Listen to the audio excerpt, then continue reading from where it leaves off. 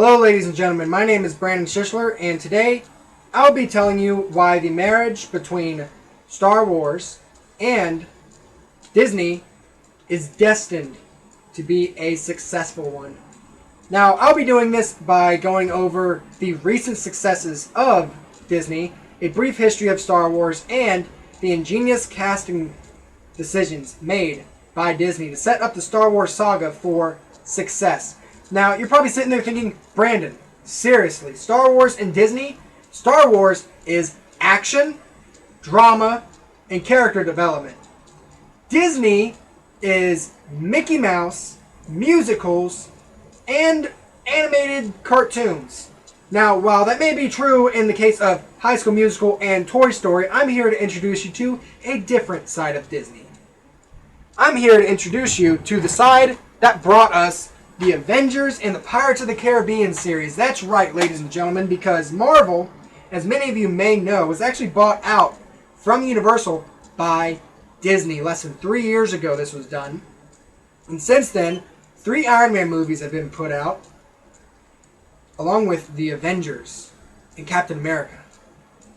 Now, why do I mention this? I mention this because what is the Avengers? It is action, a little bit of drama, and yes, some character development because a bunch of misfits get to grow together as a team and function.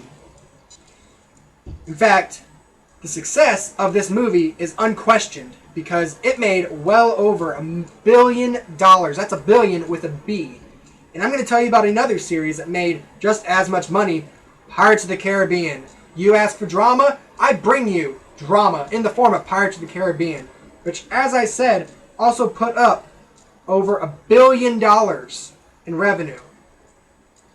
Now, as for a brief history of Star Wars, as many of you know, originally started out as books in about 1975.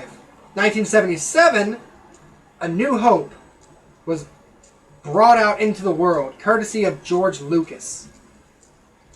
Now, since then, the movie saga started in 1977 and it ended in 2005.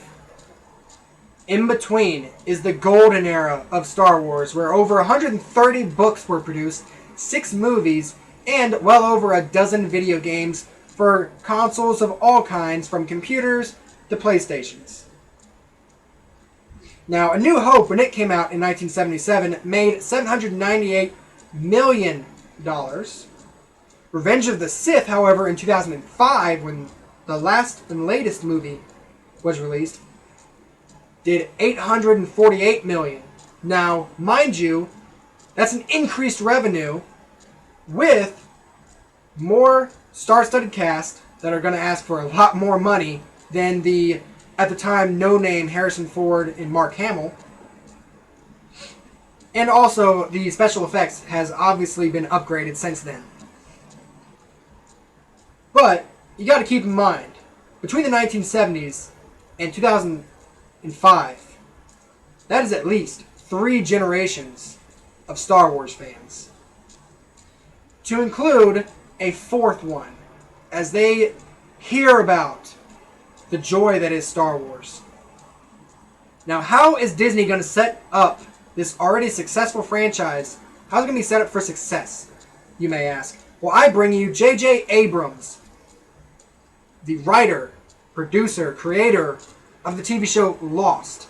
7 seasons. You ask for drama, action, and character development, there is no greater example than the TV show of Lost. If you haven't seen it, I highly recommend it, especially on the character development portion. It is phenomenal. That being said, I do not believe in throwing out spoilers, so I shall move on. But it's not just the writer, you see. It's also, of course, they're going to bring back the original cast. Mark Hamill, Harrison Ford, Carrie Fisher, Peter Mayhew, a.k.a. Chewbacca.